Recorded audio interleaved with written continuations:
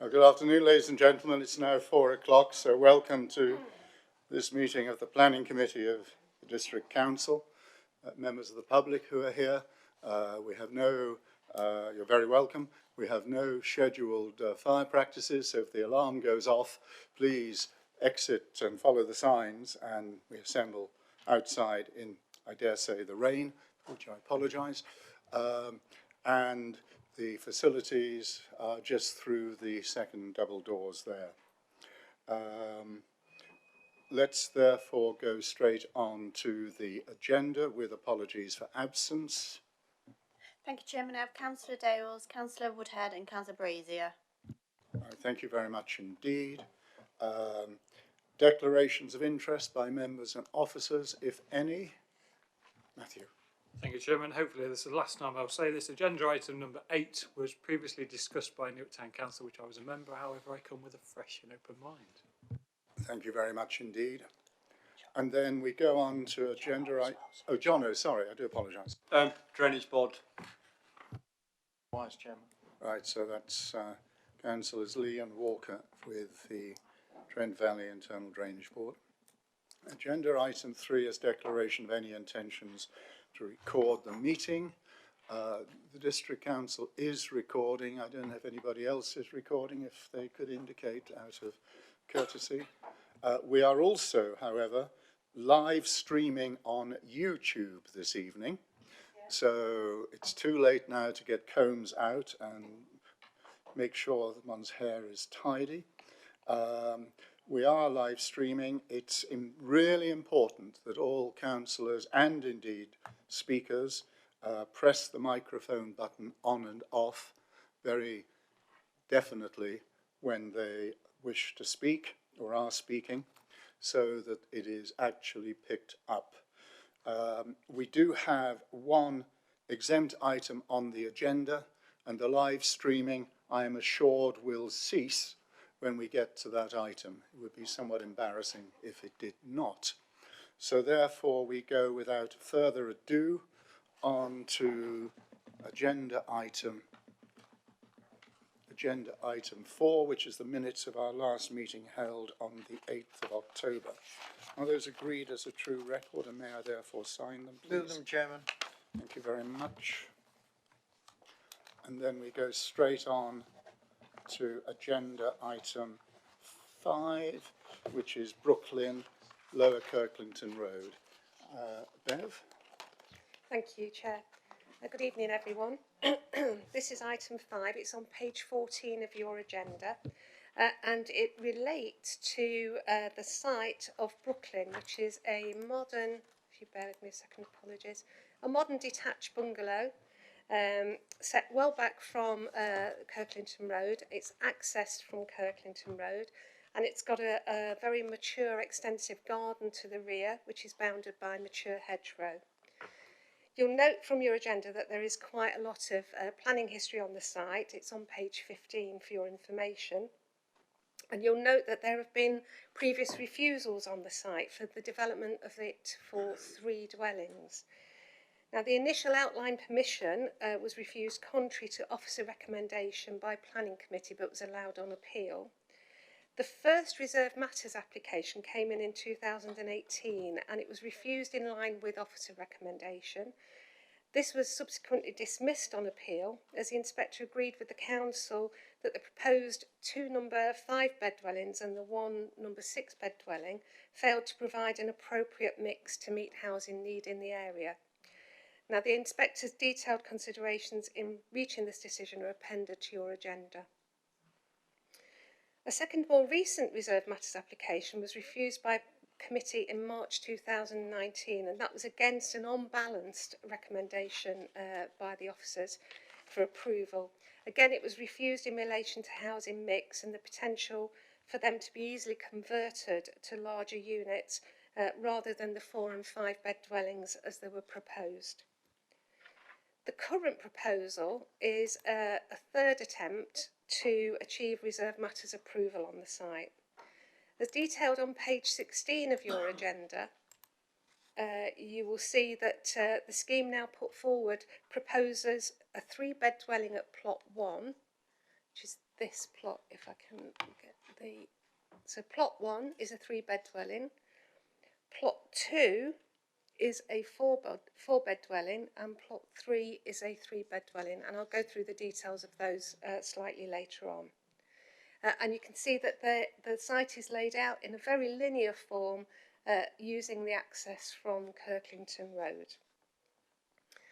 Additional consultee comments have been received since the June Planning Committee meeting, and these are detailed on pages 17 to 19 of your agenda.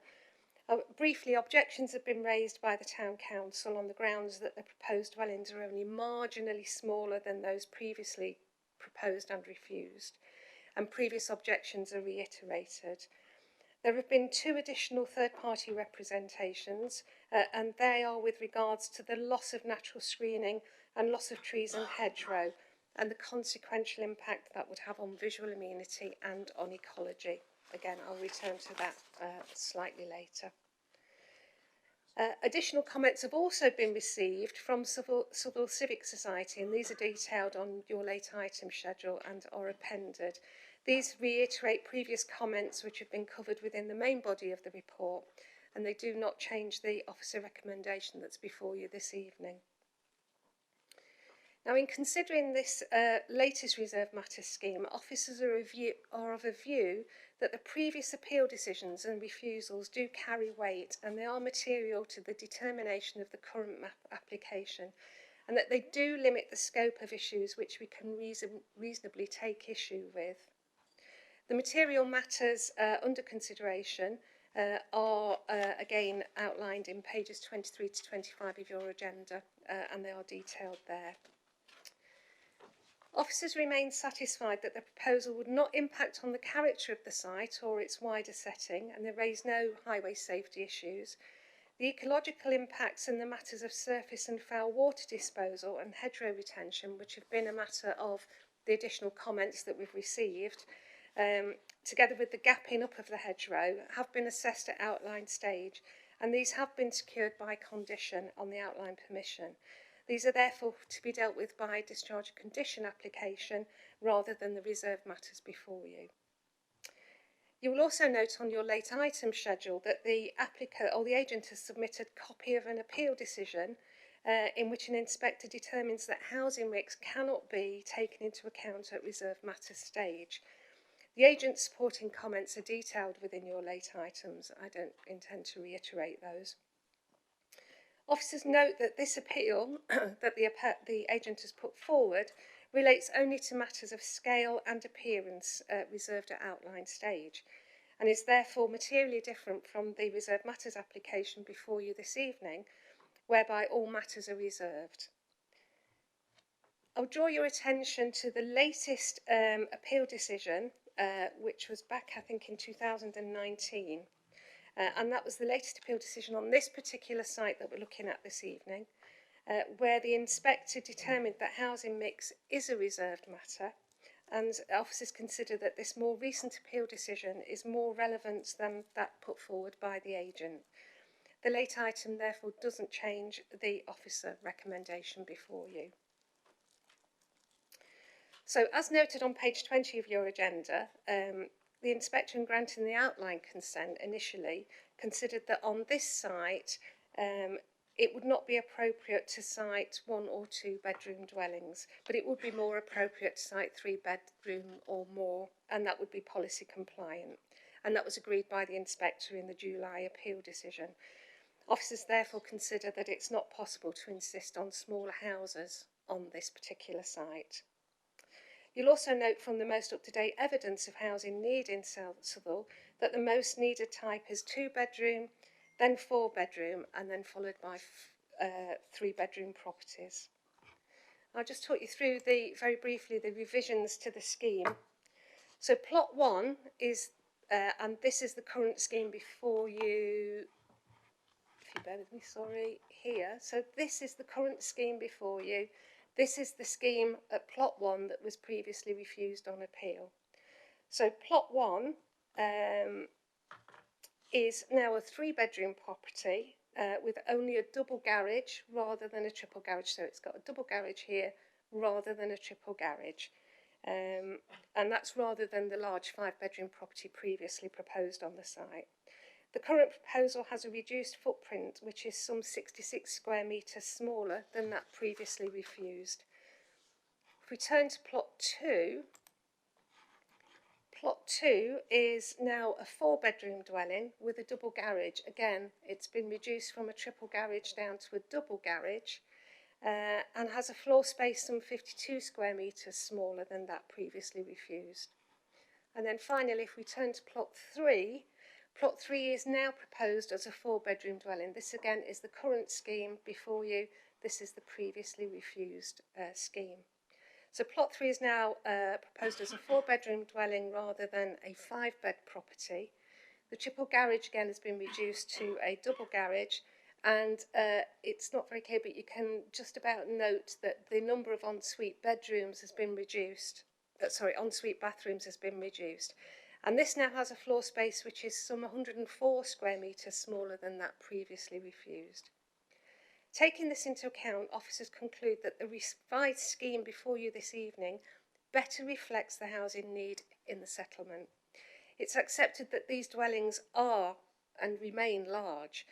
However, we are satisfied that given the internal layouts, these are such that it would be really difficult to subdivide them to create additional bedrooms.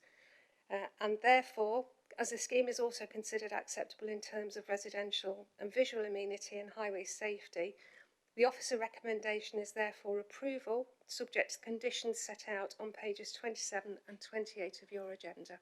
Thank you. Bev, thank you very much indeed. And forgive me, it's very remiss of me not to have introduced and to have welcomed back Sue Bierman, who is very much at the extreme right of this top table. Sue has rejoined us in the role of Business Manager Legal Services. 4 of us will remember Sue from the days of the rabbit warren of Kelham Hall in the legal section there. You are very, very welcome. You're more visible here, and we look forward to working with you in the months and years ahead. Let me therefore throw it open with a strong recommendation from the officers for approval. Councillor Brock. Thank you.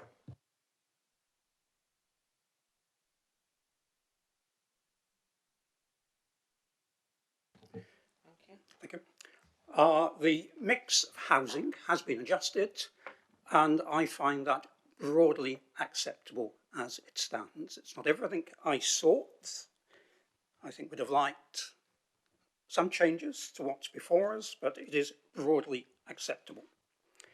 Significantly, the overall floor space has not been reduced all that much. We started at 800 square metres. We have gone down to 755. So that's a fairly marginal difference, but I can, on balance, live with that. Design and appearance, I'm content with that. I have 3 outstanding reservations. These are, even now, big, large, obtrusive properties. They basically form a mass on the urban edge. And I think there is a loss of environmental amenity as a consequence of that. Secondly, there are ecology considerations. And I can do no more than refer you to the very comprehensive document before you tonight, presented by the Civic Society, which outlines our ongoing concerns there. Having said that, on balance, I can live with those shortcomings as well. It's the issue of flooding I wish to alert the meeting about. Admittedly, this is a Zone 1 site. In other words, it's not considered to be at a high risk of surface water flooding. But you will know that within the Southwell community, flooding is a very emotive and indeed a very real issue at present. And I would like to refer you in particular to condition 9 of the appeal decision. Paragraph 9, sorry. That requires that a scheme for foul and surface water disposal needs to be submitted before development commences. If the scheme goes ahead, then I would hope that matter is an absolute priority. I hope it's not overlooked. I hope the green light is not given before due consideration is given to that scheme. I hope it's submitted in writing, and I hope it is formally approved. So, Chair, on balance, I'm broadly accepting of the adjustments in this scheme. Still have some reservations, but I think on occasions one has to compromise, and I'm prepared to do that. But I do urge that due consideration is given to the foul and surface water disposal, and that we have a comprehensive proposal for that in writing, which is approved before any development commences. Thank you, Chair. Thank you, Councillor Brock. That issue, I'll ask the officers just to confirm the position, but as you rightly say, it is a condition. It is a condition imposed at the outline stage, and therefore, can you confirm, as Councillor Brock has asked, that it is a condition that will be required before any development takes place? It is a condition, it's a pre-commencement condition. They would need to submit it as part of a discharge of condition application. Submit it formally, we will consult the relevant statutory bodies and get their advice, but they shouldn't start until we've received those. Yeah, they shouldn't start until we've received those details and we've approved them. So for the avoidance of doubt, having received that, are you willing to propose approval in accordance with the officer's recommendation? Thank you very much. Councillor Mrs Rainbow, as our second ward member. Thank you, Chairman. Yes, I will second that proposal. I think that clearly a compromise has to be reached on this site, and I think this site has been assessed by our professional officers in consultation with the officers' inspector's report, and I think clearly this is acceptable to them. So I think we have to, that carries significant weight, so I think we are persuaded by that, and my concerns are of the flooding, so I'm comforted to hear that, so I'm happy to second that proposal. Thank you. Thank you very much. Councillor Brown and then Councillor Lee. Thank you, Chair. The only issue I've got with it is the cutting down of all the mature trees and the actual shading for the surrounding properties and the impact of these new dwellings could have on the surrounding area. I see in one of the, I think it was one of the conditions where a hedgerow would have to be replaced from the actual taking out of all the trees. Looking at the original plan of how it looks now, it would be nice if actually some of them mature trees would actually stay to give more shielding to the actual surrounding area from these dwellings. But apart from that, which I would actually like as a sort of condition on it, so it's actually some of the maturer areas are staying there. I'm happy with the approval of this actual. Chairman, thank you very much. Some of it was picked up then, what I was going to say, but I'll go back to my original, what I was going to say is, can we make sure permitted development is, permitted rights is removed? Because I've not got a problem with large houses, but these are large houses in a site we probably wouldn't want to go any larger. I think it's proved by the appeal decision. And can we make sure that any planting is done is in communication with the members? Just to make sure it is what they're happy with, because as we know over time some things can be changed, and where possible can we have a look at mature planting straight away? I'm sure the members who have an interest, the ward members, will keep close to this application if it's granted approval tonight, and will therefore ensure that they appraise themselves as and when the various conditions are coming forward for discharge. So far as the site is concerned, those of us who were on the site inspection will remember that it really was fighting our way through a jungle to get through the whole site. It is extremely wooded. I think whilst I hear Councillor Brown, your cri de coeur for the trees, and I'm sympathetic to that, the problem one has is that the construction of these properties and to ensure that there is not root damage to the properties as a result of their construction will require the vast majority of foliage on the site to be removed. And that was certainly something that was considered at outline stage by the inspector, who had the option at that stage of saying no to the outline consent on the basis that he did not feel this was a site suitable for residential development.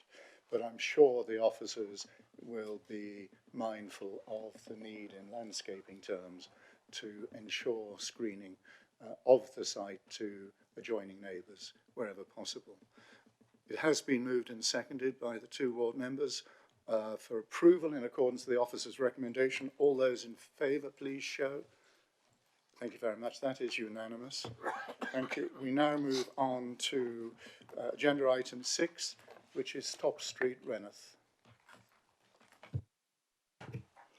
Thank you, Chairman. This application is reported at page 34 of the agenda, and it's proposed for 52 residential units and associated infrastructure.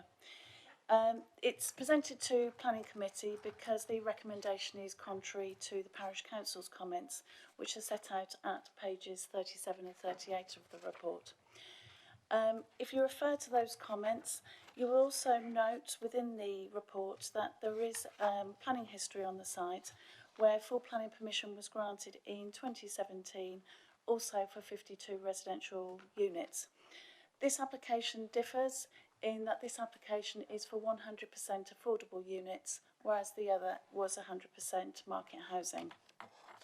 So with reference to the Parish Council's comments, the matters they raise as objections were all considered as part of the previous application. You will see the site on the screen in front of you. It is to the just north of Top Street, and I will show you a photograph shortly of its location. And Top Street access is just through here. In terms of the layout, this is the scheme that was approved last time. So you gain access into the site, roads form around the edge here and up and through, and this is very largely similar to the, sorry, my slide has vanished. So this is the current scheme, which is very similar to the last one. Sorry, I was hoping to have the slide for the previous one so you could see the comparisons. You can see from the photographs just in front of you, this is the access through Top Street. The site is currently under construction following the previous approval, and it is largely flat, although there are some undulations. In terms of the dwellings, just as comparisons for a few, there's a mixture of 8 bungalows and then some semi-detached, terraced and detached properties. So this is an example of the bungalows, the 2-storey semi-detached properties, and then the terrace blocks. And obviously you can see them set out on the site plans. You've got the terraces, semis, etc. across the site. In terms of the application, as I said, it is very similar to the previous scheme. In terms of the units, it's identical. The difference is in relation to this not being for market housing, it is 100% affordable. The Housing Association, you will note the viability assessment in the report, and the scheme isn't viable for 100% affordable, and therefore looking at contributions, because the previous scheme proposed education contribution, whereas obviously the last didn't do affordable housing. This scheme isn't viable as it stands, providing all the affordable, so it would be even less viable if the housing contributions were proposed as well. So members' consideration tonight is therefore whether you're happy with it being 100% affordable with no further contributions being proposed. There is open space provided on the site, the same as previously. So you've got open space located just in this location here and also here. There have been objections from the neighbours, you'll note within the report, in terms of outlook, the capacity of the settlement to take the housing, access to facilities such as surgeries, etc. However, because of the previous extant permission, it's not considered that this would result in any significant change compared to that application. You'll be aware, for instance, that views are not protected, and the fact that this is the same as a previous, with the exception of the types of housing, it is recommended for approval, subject to the conditions within the report at page 60. Thank you, Chairman.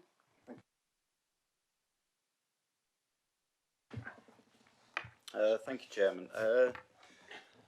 My main worries with this is an extra 55 houses in the development, putting the extra strain not just on education, health, transport, with no actual income for the infrastructure of that, is going to have a massive impact on the local residents. Also, with the access road in, it's very tight onto the actual development, with quite a lot of the residents on that street with on-street parking. So for me, it's with the actual impact on the infrastructure, on the local community this would have, because this would be the third largest development in that area in the last 5 years. Even though it's affordable, with the actual impact on the infrastructure, I would have to say a motion to actually refuse this one, Chair. Councillor Lee. Chairman, I was one of the few people that were on this originally when it came to the committee. And I remember, I think we brought it back twice to do with car parking, and we were a little bit concerned. But in truth, we've already approved this. It's now affordable. The question for me is would we prefer affordable housing, or would we prefer money into schools? Now, sadly, we haven't got the local member here to see what impact that would have on local schools. But for me, we've approved this, and I'm happy with it. We put lots of effort into it originally, so I'm happy to put forward an approval with officers' recommendations. Councillor Smith. Thank you, Chairman. I'm one of the local members. Oh, sorry, Don't worry, John, don't worry. So you mentioned in the report that it was under construction. It's pretty much constructed. I do walk the dog past there, and they are pretty much up, which I think is perhaps slightly cheeky, but but there we are. So as I understand it, this is pretty much the balance between, do we want affordable houses, or do we want extra places in the two primary schools, which is Lakeview Primary and Python Hill Primary, one of which I went to. I can completely see the logic in having affordable houses, but it seems to me a bit bizarre to have affordable housing that then there aren't school places for the children to go to afterwards. The two primary schools that we have in Rainworth, they're not big. One of them is an old Victorian building that it would struggle to expand. There isn't a place around it. Another one is right next to a lake, so that would struggle as well. That's L Lake. So the design looks lovely. We have two other estates just like it that are very nice estates. Lovely, they improve the village, all that kind of good stuff. But ultimately, I would struggle to say, yes, let's make it completely affordable, but there are no spaces for your children to go to school to. It does seem slightly a lurch as well, 100% non-affordable to 100% affordable. As well, it does seem like two extremes, but I would actually go for rejecting this as 100% affordable, based on the school places, lack of community provision. Okay, I'm assuming that the properties are tenure blind in the sense that what they are building out at present, and we just heard almost complete, is the consented scheme.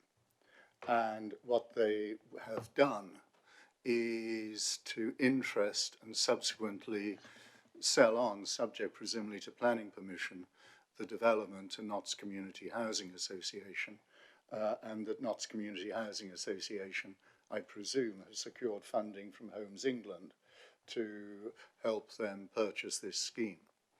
So many of the objections put forward by the parish council are not planning grounds or have been addressed by the consent that is extant. The issue, as you very rightly sum it up, Councillor Smith, is are we prepared to trade the education contribution of 131,000 for 100% affordable, whereas the previous scheme didn't have that at all. That's a difficult one, because one has to turn it around the other way and question if that is the case, this is almost certainly going to go to appeal. And on appeal, is the inspector likely to say that the education contribution of 131,000 is a sufficient ground to refuse the appeal? Given that we have a meaningful number of other developments in communities in the Sherwood part of Newark and Sherwood, where we haven't got education contributions, I'm sure those would be pointed out to the inspector as justification for granting approval for this one. I don't know, officers, whether you want to comment on the situation and whether this is a viable appeal to defend should we have to do so. It is a difficult one, Chairman, so you've probably seen that what we presented to you is our view, and in our view, on balance, one comes down on the side of affordable housing when it is 100% provision. That is not to say that the debate for the inspector will be, if a scheme cannot afford certain contributions, is there a level of which that development is unsustainable in itself? And we've debated that on numerous occasions. It is difficult when it comes to education, firstly because there are elements of subjectivity in terms of proving pupil place numbers, and secondly because the county council have a statutory responsibility, irrespective of anything that's done in the planning system, to provide education spaces for children. So it is difficult, and it will be a finely balanced one. The officer view is clear, but you are entitled to test that view should you see fit. Thank you. And give me Councillor Holloway. Thank you, Chairman. My colleagues have pretty much covered what I was going to say with regard to the 106 contribution, the 11 places at the school that's required. But also, I'm sort of more mindful of the new National Design Guide that's looking for a mix of properties in any development, and I would preferred to have had a mix of general housing for sale and affordable housing, because that makes the mix better for everybody, and therefore that should have then allowed some 106 money to be available to counter the schools to go towards that. Thank you. Councillor Mrs Dobson. Thank you, Chairman. Well, you know, here we go again. I'm going to say that Councillor Smith is absolutely right. At the end of the day, there are only so many places in some of these small schools. Now, yes, the county have the responsibility to find somewhere. So what we're going to say is to anybody that moves on there that has children, right, we'll get you a school place, but it could be in Mansfield, it could be in Blidworth, it could be anywhere, but it won't be in Reneth. Now, you know, this has got to stop, ladies and gentlemen. We've got to sort of stop and think these things through when we start gaily giving planning permission. Whether we think it's right or wrong is irrelevant. We've got to look at the bigger picture. And we've got to stop and say, where are these children going to go to school? Or where are these people going to get healthcare? Or whatever. But we've got to think it through. So I'm batting with Councillor Smith and Councillor Brown. And I think we should not refuse it. We should defer it and try and have some form of discussion with the applicants that we've got on there now. Because one way or the other, it's going to go horribly wrong. And I think we've just got to try and move it forward and try and be sensible about this with both sides. Thank you, Chairman. Thank you. Well, the options we have are 100% market housing, which wouldn't be a mix of tenure on this site, because that's the consented scheme, or 100% affordable if we were to approve this afternoon, because that's the application before us. There will obviously be a requirement for secondary school places as a result of this development, as there is on all of the developments. But because we have contributions to secondary schools within our SIL section 123 list, we don't actually, the County Council do not seek contributions on secondary schools. And I don't think we made any payments from our SIL receipts to the county for secondary schools. That is their statutory duty, they fund it. In the same way as we've heard from Mr. Lamb, there is a statutory duty on the county to provide school places. But the choice is a simple one. It has been proposed and seconded for refusal, contrary to the officer's recommendation. Can I have clarification on the reason for refusal? And I would judge it's because of the lack of a contribution to education. Yes, Chair, it's due to the lack of contribution on education, health and integrated transport within the area. I just wonder, given that there wasn't a contribution under the section 106 for anything other than education, whether extending that to the other categories is defensible.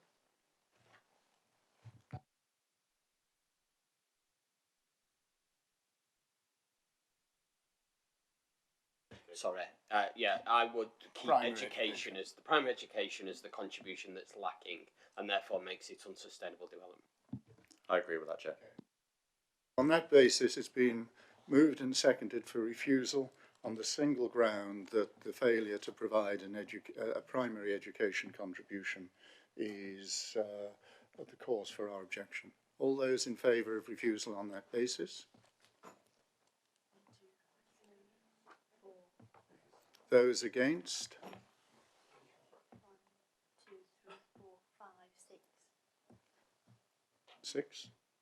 Right, that is lost. Can I have an alternative proposal, therefore? I've already proposed approval. I just need a second. You did. Then I will second from the chair in accordance with the officer's recommendation. I'll second the deferral. Right, I take the deferral first, as that was moved and seconded. I'm not sure what deferral is going to achieve, but let me put that. What we're negotiating. If we Yes, absolutely. What exactly are you asking the officers to negotiate on deferral?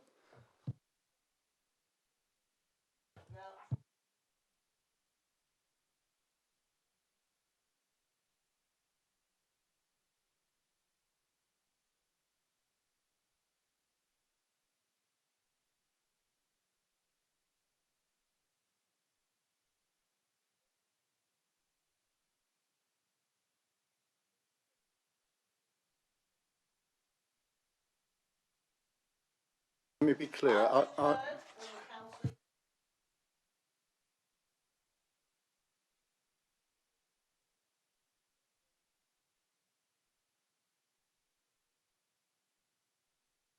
The point I'm making, you were saying that we shouldn't grant consent if there aren't contributions towards education. I'm making the point that we do not include contributions towards secondary education.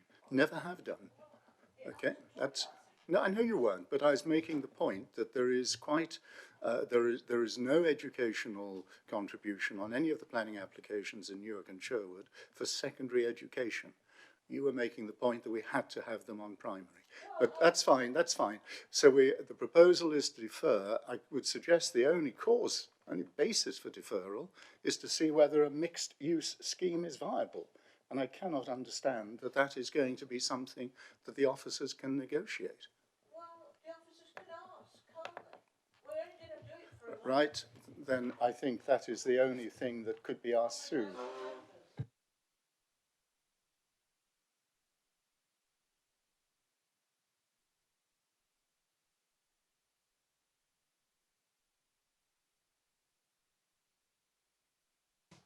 Thank you, Chair.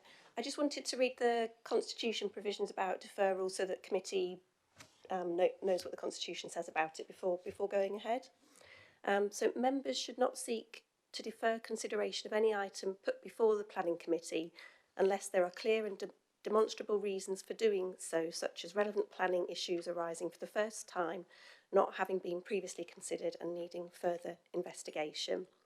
And then the next paragraph says, where a member might otherwise be minded to seek deferral of an item by reason that they wish to seek clarification on a particular issue, consider that further material information is required on a particular matter or for any other substantial reason, they should seek to obtain such clarification or additional information from the relevant business manager or the relevant case officer at least 2 hours before the meeting if possible. Sue, thank you for that. Would it be in your judgment, therefore, justifiable to defer, as has been suggested, to see whether a mix of tenure on this site was achievable? And I ask that question in the context that if members look in the report, they will see that the County Council in their representation make the very point that there could be benefit if there was to be an element of market housing, because that element of market housing might actually result in a contribution towards education. I think it's for the committee to decide, is taking into account the provisions there and what's in the report. Okay, Councillor Brown. Under the Constitution, we've just heard it says that a new item which has first come to this. Well, under the old scheme, 106 would have provided for education. Yep. Under this new affordable scheme, 106 isn't being provided, so this is actually a new item under the Constitution which we can defer. And personally, taking it back to the officers to discuss with the actual applicant regarding this issue of actually primary education, because we're talking 50, 60 kids going into these very small schools, which is going to be overcrowding, means that the education needs of these children will be depleted because of the lack of education within there due to the class sizes.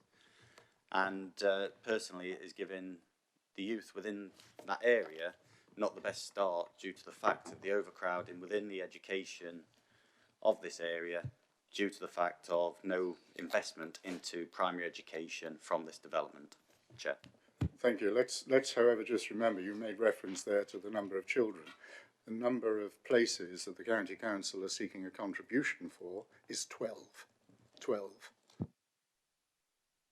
Right, it has been proposed and seconded for deferral. Those in favour of deferral for the reason of seeking to get a mixed scheme? That's 5. Those against deferral, please show. Any abstentions? 1 abstention.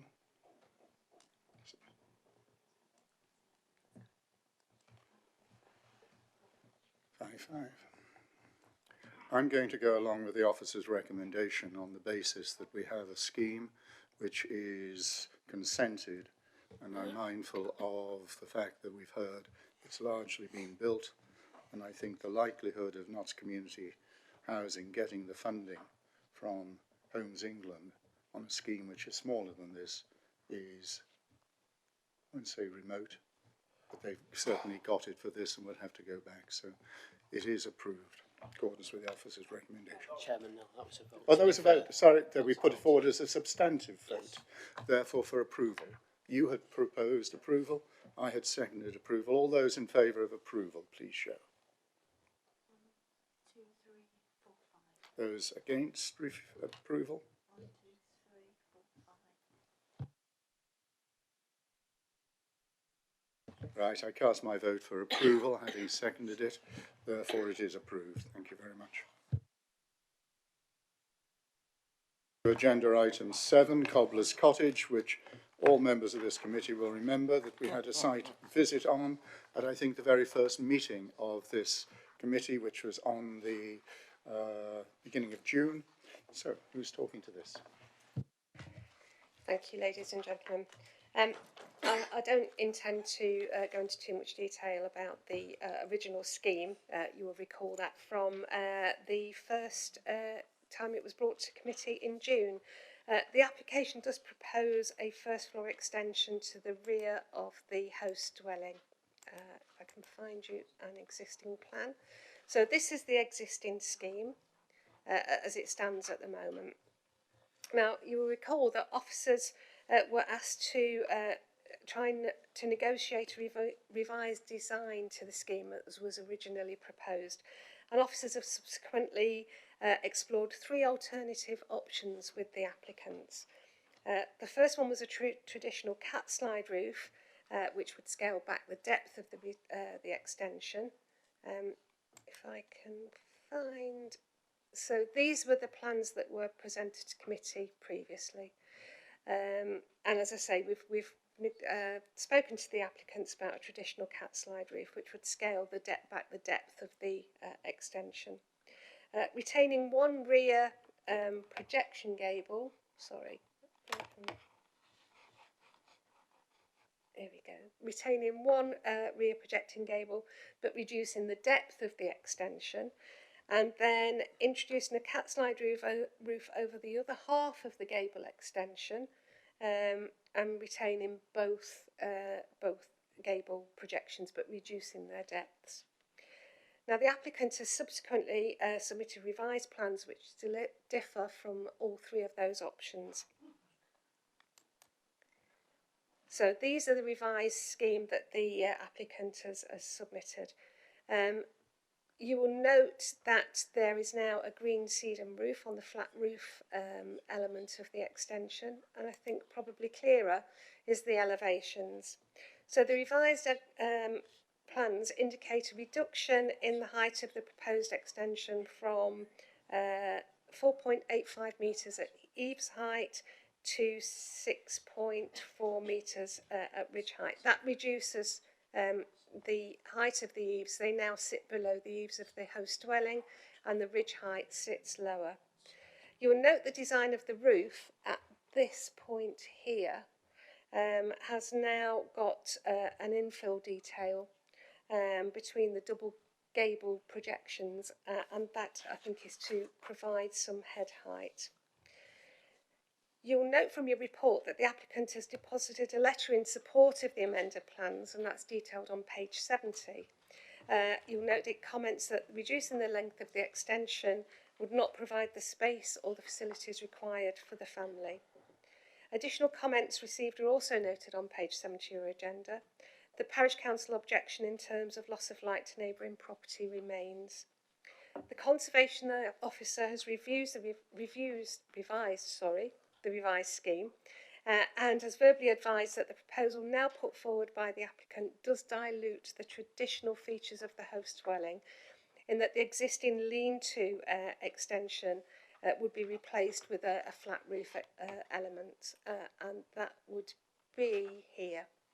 So if I show you on this, that might be clearer. So we've now got a flat roof element here. And they're also concerned that the proportions of the 2 rear gable projections are now not in keeping with the host dwelling. Furthermore, the infilling detail between the gables would add further bulk to the development. However, given that the development is to the rear and is not highly visible from the public realm, Conservation have raised no objections. There has been 1 third-party representation, and that has been detailed on page 71 of your agenda. Now, officers would agree with the Conservation Officer views. The proposed revisions, which lower the eaves height and the ridge height, are considered to be only marginal reduction in scale of the development, and the impact on the neighbouring properties in terms of massing, overshadowing, overbearing, again, would be marginal. Members will note that officers were satisfied that the originally proposed scheme considered at the June Planning Committee was acceptable in terms of the visual impact on the host dwelling, the conservation area, its wider setting, neighbouring amenity and highway safety. Again, the proposed revisions to the scheme is considered to be extremely marginal, and officers do not consider that they affect the acceptability of the development. As such, the recommendation remains approval, subject to the conditions on pages 80 to 81 of your agenda, You'll note that there's some revised text in bold which takes account of the revised plans and revised materials. Thank you. Thank you very much indeed. Councillor Lawton as ward member. Welcome.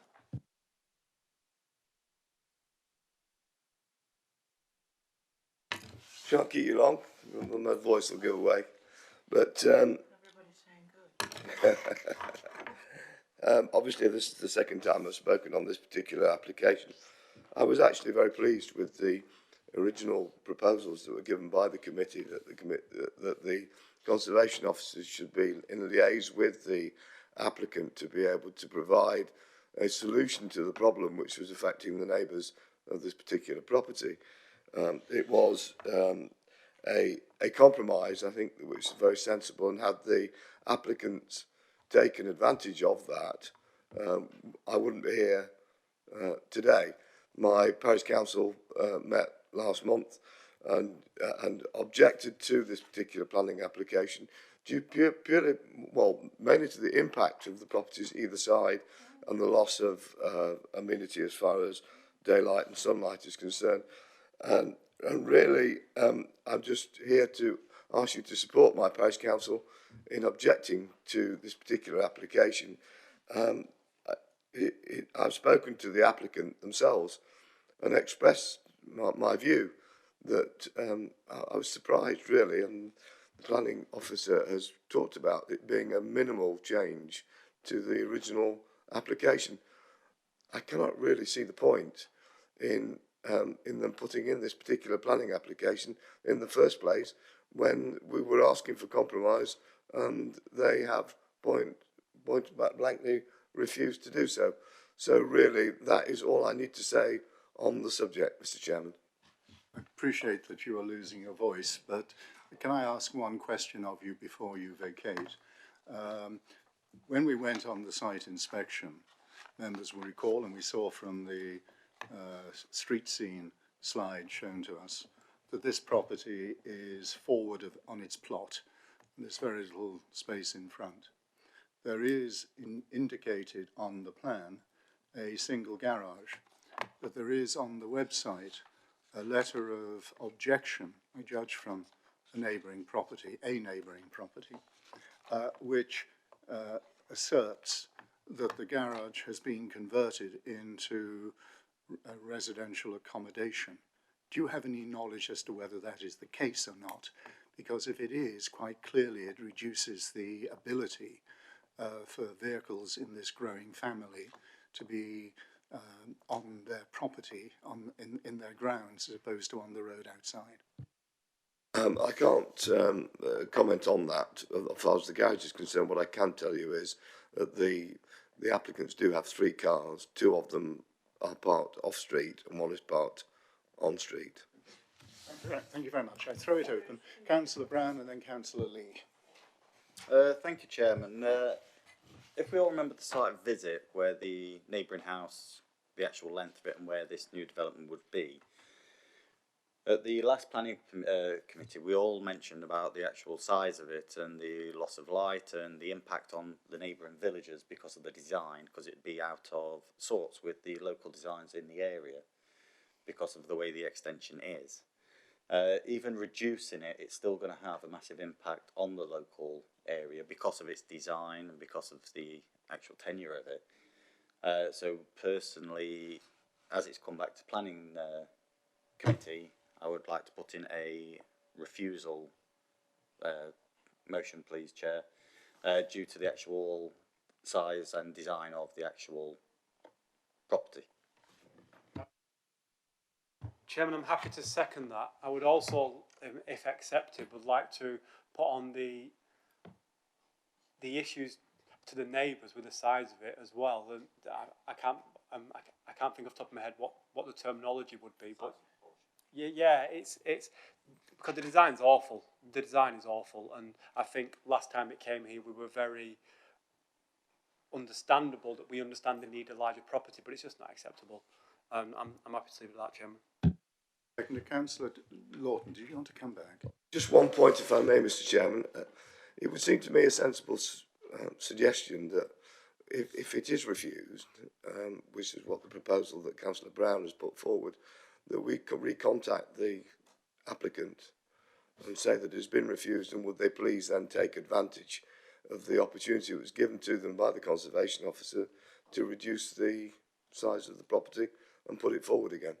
It would indeed, and as is the case, when there is an application refused, the applicants have an opportunity for a fresh application at no additional cost within a 12-month period.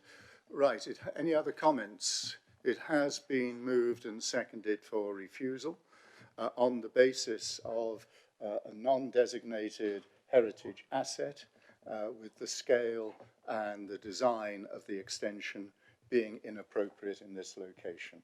I think that captures what you are suggesting. All those in favour of refusal, please show. That is unanimous. Thank you very much indeed.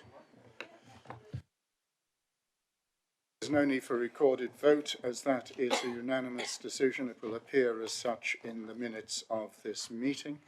We now move on to agenda item 8, York Drive and Lincoln Road playing field. It's a technical situation we have before us, and purely a technical one. So I don't know who's Matt. It is indeed purely a technical one, and because it's purely a technical one, we've taken the opportunity to add to it in terms of what's happened in recent weeks and months. So I'm not going to rehearse with you what the scheme is and the benefits. You're all aware of that, and you're aware of the community consultation that's gone into that.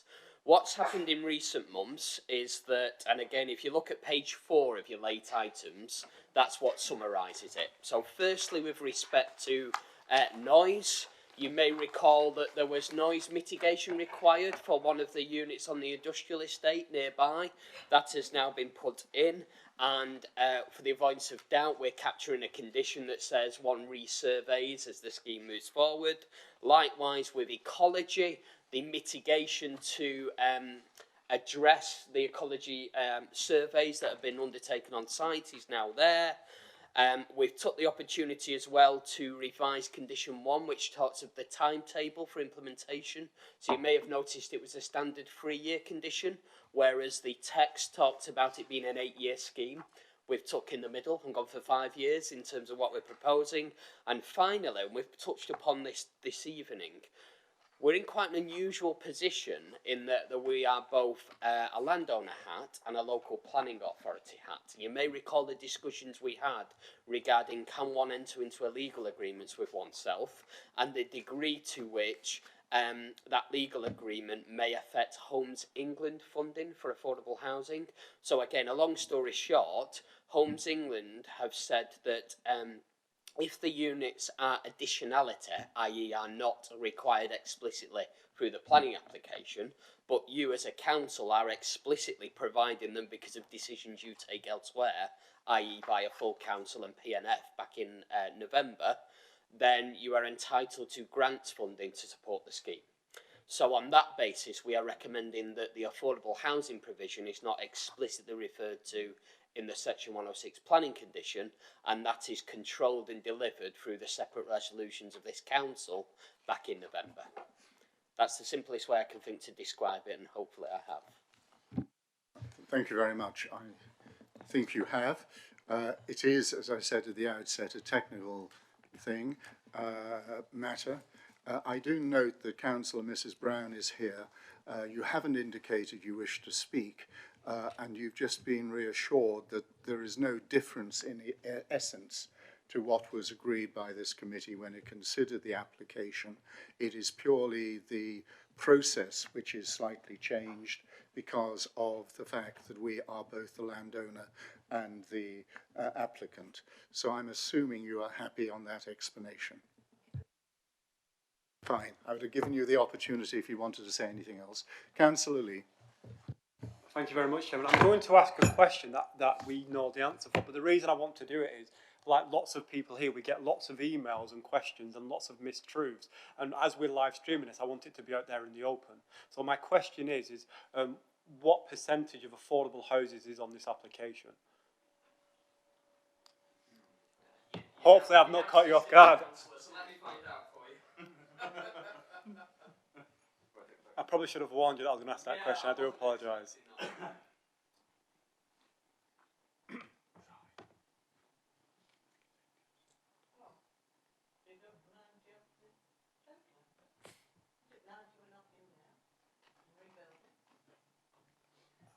It is. So there is the reason I'm pausing. You see, is it's a split across phases. So yeah, there's a net reduction. There's a net replacement of NITA, and then there is the additionality of the new build, which is market housing. So you may recall that one of the rationales for the application is to change the tenure split there from what it currently is. Appreciate that. Thank you. Sorry, Okay. Chairman, and that's in Appendix 1 on the main agenda for those that might want to look at it. If they haven't done so already. Yes. Right, I move from the chair approval. Is that second? Well, in fairness, I say approval. I don't think it is approval, is it? It's noted. No, it is approval.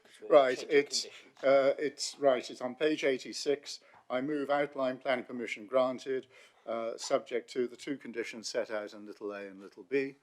I'll second that. Oh, that's seconded. Okay, all those in favour, please show. That's unanimous as well. Thank you very much indeed. We now move on to the Appeals Lodge, agenda item 9 on page 171, is for noting. No, Appeals Lodged, Appeals Lodged. Now, then we move on to agenda item 10, Appeals Determined. Councillor Mrs Dobson. Chairman, I think this says a lot about who we are and what we are as a planning committee. Contrary to, and I know I don't wish to upset any of the planning officers, and I don't intend to, and I try not to, but there are times when I think we as members who actually represent the people and actually go door knocking, actually defend their rights and the parish council's rights to be heard. And I think it's really good that a lot of the inspectors have gone along with us. Thank you, Chairman. Yes, and I think it is worth looking at the appeals determined in a little bit of detail. The very first one there, land adjacent Rowood Lodge, members may recall this was in Bleasby. I don't believe we had a site visit. I'll stand corrected on that. But this was referred to the committee by Councillor Roger Jackson, and is referred to the committee where the officer recommendation was approval, because consent had been given at the outset, previously rather, for a 2-bedroom property. And then having got that consent, the appellants came forward seeking to enlarge it substantially. Both Roger and the parish council argued was overdevelopment. That was the view taken unanimously by this committee, and I'm pleased that the inspector upheld that. The next 4 are worth noting, because one of the criticisms, or one of the ambitions, not criticisms, ambitions of this committee, and indeed all councillors, has been to strengthen our enforcement action. And the next 4 are all enforcement, including 2 in Home Farm Close, Kelham, where the properties were being used as effectively bedroom accommodation for functions at Kelham Hall. Multiple use and very disturbing an inconvenience caused to the residents of Home Farm Close, who were excellent in providing substantial information about the frequency of this happening, which helped on the appeal. And then the other ones worth noting are on the next page, Winthorpe Road. Members of the old committee will remember going there and seeing a property, I think it was either behind a high wall or a hedge, whereas proposed to demolish the single detached property and put 2 semi-detached, and we sat in the bus outside the plot, and when it came to the committee again it was, I think, unanimous. Indeed, the officer recommendation there had been for approval, but we were concerned about overdevelopment. But the next one is also an interesting one. This was a delegated one, and again members of the old committee may remember the one occasion, I think over the previous 4 years, we had a site visit in Maplebeck, and we went up a road and we looked at the site above us, and subsequently an application, having rejected that, subsequently an application came in which was quite imaginative with a modern building, and we went down the lane and saw it from the other side, and there was almost a basement to it and a bridge going across. That we granted approval for, but this was a conventional two-storey which was going to really stand up on the skyline in that sense. And there we have a delegated decision dismissed on appeal. There are the two other ones that were allowed on appeal, including the second one, where that is a single gypsy family, and where the appeal hearing, and Councillor Lawton has left, but where the appeal hearing wasn't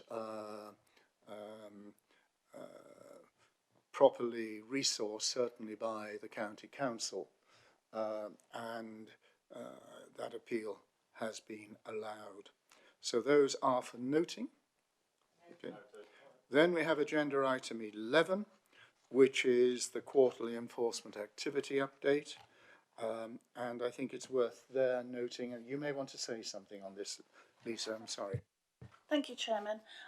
Obviously you'll note on page 180 how busy the enforcement team, but especially so how many cases they've had closed. I'm sure a number of you will be aware that we've had additional resource in the section to deal with some of the backlog cases, and you can see the outcome of that with that. And I'm not going to run through the report in very much detail, but just to update you, on page 184, the workshop Crockett Lane, Farnsfield, that has now been appealed, as has to Willow Holt on page 185. So that's just been appealed as well. So that's a change from what was reported. Thank you, Chairman. Lovely. That's yes, by all means. Just say, I'm sure I speak for everybody who has enforcement in their area. I really do want everybody to understand how hard that small group of people work. They are constantly having to go out and look at things. They are constantly working with all of us members who actually report in enforcement, things that need enforcement. And I'd just like to say a big thank you. Report for noting is noted. Right, but before we move on to agenda item 12, sadly this is Bev Pearson's last meeting with us. She leaves Newark and Sherwood on Thursday to start a new job at Gedling Borough Council. And I will personally miss Bev, and I'd like to pass on, well, give her, I hope, this committee's best wishes in her new job, and her thanks for all that she's done for us in her time here. Okay. Councillor Mr Dobson. I too would like to say I shall miss her personally too. She's been an excellent officer for me and for what she's done for me, and I wish her all the very best. And I know why she's going. I'm sad she's going, but good luck, Bev, and thank you for everything you've done. Thank you, that does mean a lot. I am sorry to be going. It wasn't an easy decision, but I'd just like to say, you know, for members of the planning committee, thank you. It has been a real pleasure working with you, and you've made my job sometimes quite a bit easier than I thought it might be. So thanks very much indeed. Thank you. Thank you. And if, like Sue, in several years' time, you decide you really can't live without us, can I assure you the first case on your desk will be Springfield Bungalow?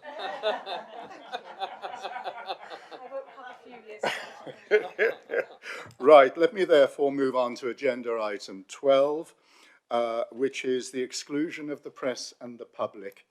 And I therefore move that we resolve under section 100A bracket 4 close bracket of the Local Government Act 1972, the public be excluded from the meeting for the following items of business on the grounds that they involve the likely disclosure of exempt information as defined in part 1 of schedule 12A of the Act. Can I have, thank you very much. All those in favour, please show. That is unanimous. So I must ask, therefore, thank you very much for your attendance.